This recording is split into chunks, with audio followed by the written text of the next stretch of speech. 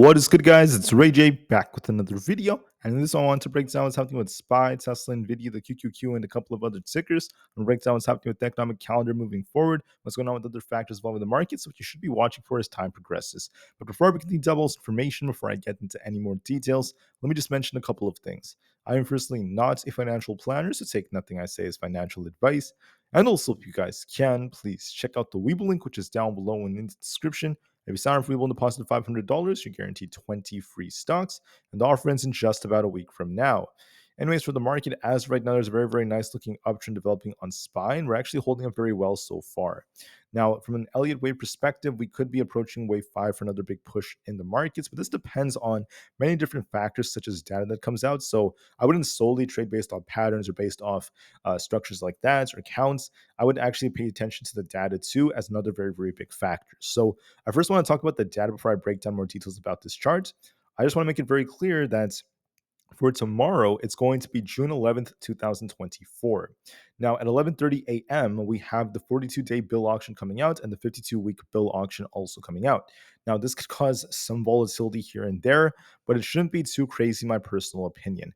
The market's going to be getting ready for something very, very important. That's going to be Wednesday. Wednesday is when we have CPI coming out before the market opens, not to mention FOMC starting at 2 o'clock p.m. and 2:30 p.m., 2:30 being when we have the press conference. But with FOMC and CPI coming out for Wednesday, Tuesday is going to be the preparation day. And generally the days before CPIs or FOMCs are not as crazy. Usually they don't have as much volatility. So there might be a lot of consolidation tomorrow, in my opinion. We might see that. I do think there might be a little dip before we try to rebound again, which is kind of like what the trend is on SPY. But overall, look for some consolidation, sideways price action before we get some more data. Now, I want to call out that right now, as of right now, there's a 99.4% chance the Fed is going to keep rates the same. This could change if we do get a very, very hot CPI. But like I said before, I'm not really counting on that. I think the Fed will most likely keep rates the same, looking at how probable it is. We'll have to see if anything else changes given the data and such. Now, for more data, as you guys know, this is what the earnings calendar looks like. There's nothing too crazy coming out for the week. We just have Oracle announcing earnings on Tuesday. Nothing else that's too crazy. And the fear and greed index is currently at neutral, not too fearful, not too greedy, kind of in the middle. Market momentum is still greedy right now as we're seeing once again more buyers stepping in. Then we also have a tendency of seeing the puts and call options right now at greed is actually dipping a little bit because we're starting to see some more buyers kind of stepping in. So that is causing a little shift right now, but it's nothing too crazy. And the market volatility for the VIX is also neutral. This is neutral because there's not really a big change as well in direction or anything like that. The VIX is still kind of trading within a range. So what do I see for the markets? What is my personal opinion? I just want to say that right now, SPY is holding up very well and we are bullish from a technical standpoint. That's because we got this little dip only to get bought back up. We called this dip as a strong possibility, and that is where SPY ended up going all the way down to the 532s. But we did not lose our 20 EMA. Notice how we bounced off the 20 EMA 2 times. That's the green line you see here on the 4-hour time frame. That suggests that SPY is on an uptrend, holding up very well. We have this resistance around the 536s, so we're still holding up, and we are favoring bulls a bit more for now. Now, if we look at the daily time frame, the daily candlestick is more bullish looking, and the daily is looking more bullish despite the declining volume. The weekly candlestick, if we go back looking at the previous one, it's also bullish looking. So right now, the market is straight up just favoring the bulls. There's a very, very good chance that the bulls have a much bigger edge for now. But there is one trend I just want to call out. And notice that since last week, right, SPY actually kind of dipped a bit on Monday, June 3rd, and got bought back up. Did the same thing on Tuesday, got bought back up. We actually gapped up a bit, dipped, and then we started pushing again going into Wednesday when we got close to the all-time high. Going into Thursday, we dipped and then bounced. Going into Friday, we didn't see much of anything like that. We actually saw this little touch of liquidity where we pushed back up higher. Then we came back down a little bit. So it was kind of all over the place. And then today we kind of dipped and then bounced again. So one thing that's happening every day, or at least for most days, is the market kind of dips a little bit and then we get bought back up. That's a very, very common trend. We've been doing that for the last 7+ days. So that's very important. This makes me suspect that for tomorrow, I wouldn't be surprised if SPY actually pushes a little bit during the pre-market, gets close to 536. Then we get a little intraday rejection back down to the 534s, only to get bought back up and continue to hold up around this range. I find that to be the most likely possibility. Now, if CPI is leaked and the market already knows what CPI is going to be, it is possible we get a reaction beforehand. If we do start pumping even higher, that could be a sign as well. But for now, What I favor is this is a buy the dip market. The buyers keep on stepping in, they keep on defending, they are winning. So there's a very, very good chance that this will continue to push. We're going to see the market dip and then get bought back up.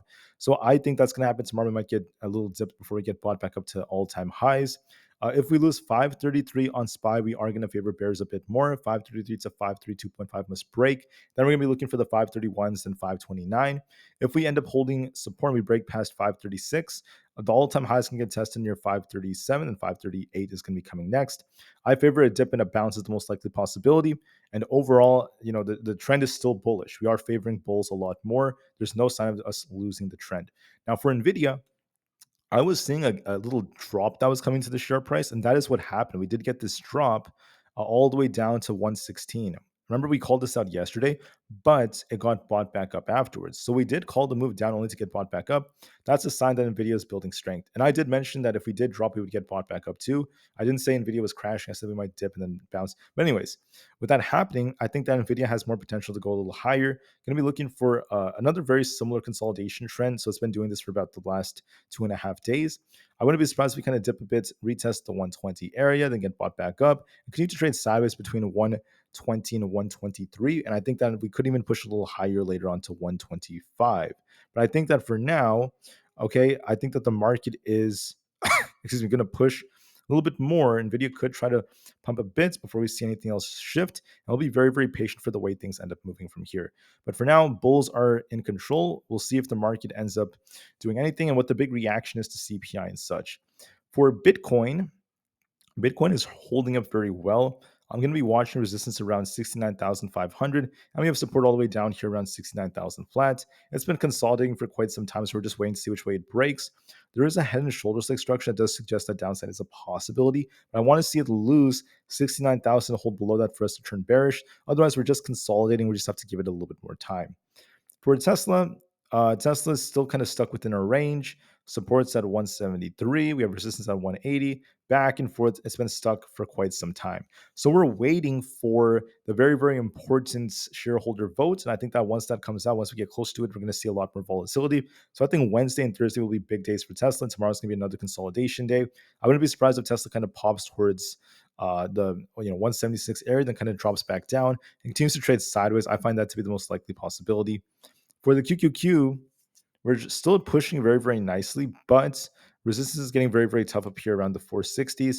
We could actually dip a bit towards 463.5, then rebound. We could go a little higher, but just watch resistance. Resistance is going to get tougher. We could go a little higher, guys, but make sure you watch that 466 area. I think that the QQQ may dip and then bounce up there and just continue to consolidate. For Aapl has been on a very, very nice uptrend. You guys can see it's been making higher highs and higher lows. And one issue is that when we approached Apple's big event, here's the big issue. The uptrend is still technically intact unless we end up failing to hold the 50 EMA.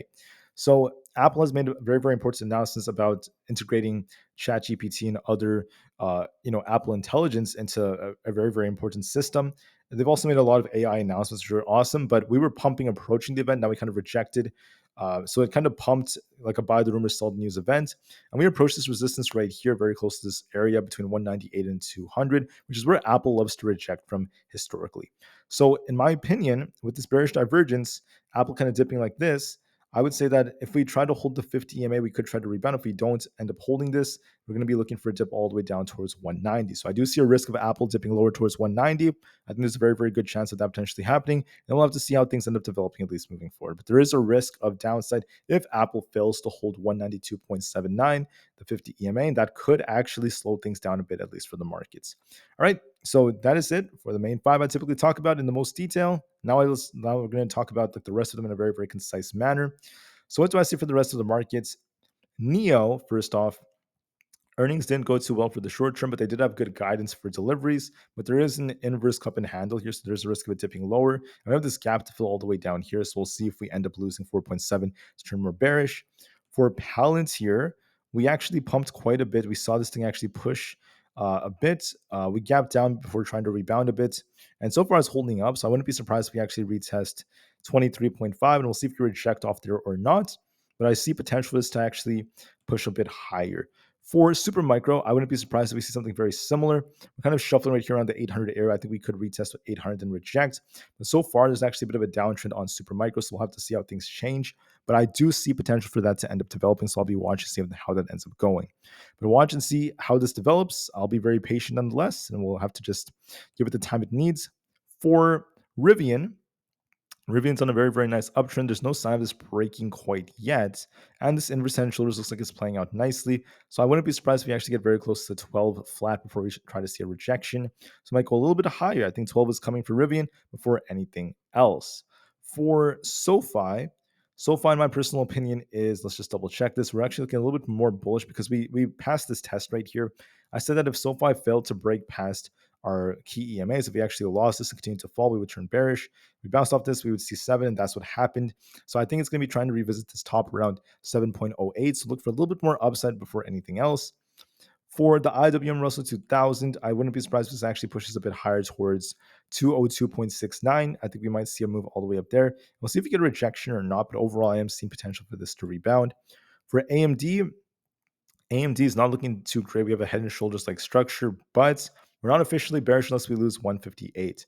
If we lose 158, this is going to be dipping all the way down to at least 155. If we bounce off 158 to 160, then we could be looking for a test of 163. So, excuse me, if we bounce off the 158 area, 163 could be coming. And then if we end up losing support all the way down around 158, we'll be dipping all the way down to much lower levels like 155. So we'll just have to give this some time just to be safe. For ARM, in my personal opinion, it's been on a very, very nice uptrend. In my personal opinion, it's looking bullish for the most part, but we'll have to watch and see what happens with this resistance around this 145 area. So we could see a little dip all the way down towards 138, then a rebound up to about the 145 area.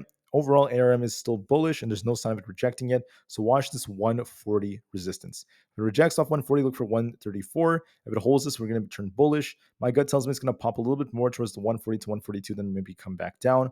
But there might be a little bit more upside coming. Coinbase is at resistance. So Coinbase is in a very, very tough area. We hit this 250 area. We kind of struggle to hold above that. If we reject off 250, we'll be looking for a move all the way back down to at least 244. If we break past 250, we could be breaking out higher, but there is a risk of it dipping, in my opinion, towards this support. For Amazon's on a very, very nice uptrend so far. So I wouldn't be surprised if we go all the way up towards this 188 areas resistance. There's a very good chance Amazon's going to pump more. So we'll just have to wait and see. But I do favor upside a little bit more. For Meta, we're actually on a very, very nice uptrend so far, approaching 502.5. Overall, this is actually looking a bit more bullish. If you break past 502, we'll be pumping all the way up towards 50. Basically 510, but we have to try to break and hold above 502.5. There's no sign of weakness in the chart yet. We're at some tough resistance. The last time we hit this, we did reject, so we'll see if we can break through this and continue to push. Overall, it's looking pretty good. For Microsoft, we're looking more bullish overall. If we're bearish, you want to see it basically lose this support right here around 426.5. If we lose this, we'll be dipping all the way down towards 423. If we hold above this, I think we could easily go up towards this imbalance around 429.5. So I favor it getting very close to 430 a bit more, and we'll see if we get a rejection from there or not. For Google's looking a bit more bullish, trying to push up higher. Looks to me like it wants to get up to this 178 area close to this imbalance. So 178 is my potential target. If we reject off that, we'll be dipping back down towards 176.5. If we hold above this, we'll be pushing higher. So we'll just have to give it time and see how things end up going. GameStop is looking a little bit more. It did come down to fill the gap as we predicted. Now that the gap is filled, there's a chance it might actually rebound towards 28.3. We have to try to hold above 25. If we do so, look for 28, if not 30, if we hold support. So there could be a bounce coming. AMC is no different. If we do hold support around 4.7, we could be looking for a move back up to about 5. We'll have to see. If we lose 4.7, I think it could dip more, but as of right now, there's some potential thanks to GameStop. DJT is dropping. We actually lost our 200 EMA, so it's looking pretty weak right now. Big drop today, so it could continue to fall. Might rebound tomorrow, retest this resistance around 43, then continue to fall to the low 40s. It's still looking more bearish overall. The VIX got a little rebound, but overall, like I said earlier, we have this gap to fill now.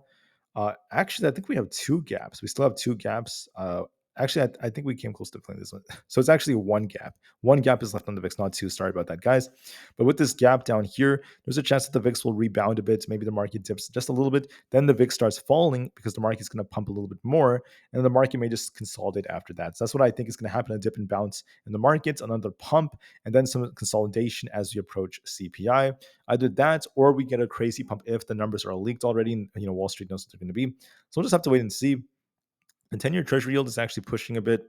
This is going to make a big move depending on what Jerome Powell says. So we'll just have to wait and see. And the dollar index, it pumped quite a bit now. It's trying to reject right here. If you fail to hold 105, it'll be coming all the way back down to 104.7 or lower. So I'll be watching that very carefully. So for SPY, as one more reminder, look for a little dip in the first couple of hours before it tries to get bought back up and start pumping again. It's looking bullish overall as long as we're above 533, and we could be looking for a test of the all-time high, if not a break to new all-time highs all over again. But whether or not this continues will depend on CPI. If CPI is leaked tomorrow and people already know what it's going to be, like these institutions, they could even try to give us an early squeeze, but as of right now, the most likely possibility is we kind of dip and then get a rebound and consolidate. So we'll see.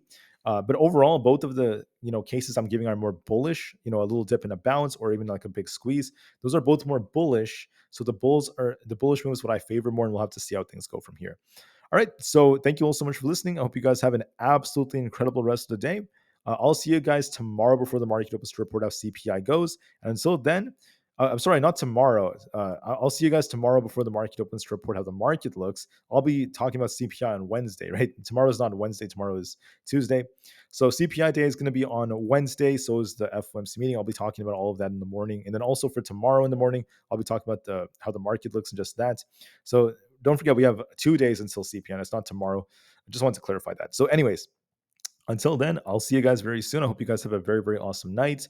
Take care, spend time with your family or people you love, and make sure you guys try to relax, because I know work has been very stressful for a lot of people and things are just insane, but that's just the way things are. So do what you have to do, guys. Rest very, very well, and I'll see you guys tomorrow before the market opens to talk about how the market's looking and getting ready for these next big moves. All right, so we're going to see a big surge in volatility soon. The market's going to get very exciting. I can't wait to see what's about to happen. So be patient, do what you have to do, and peace out.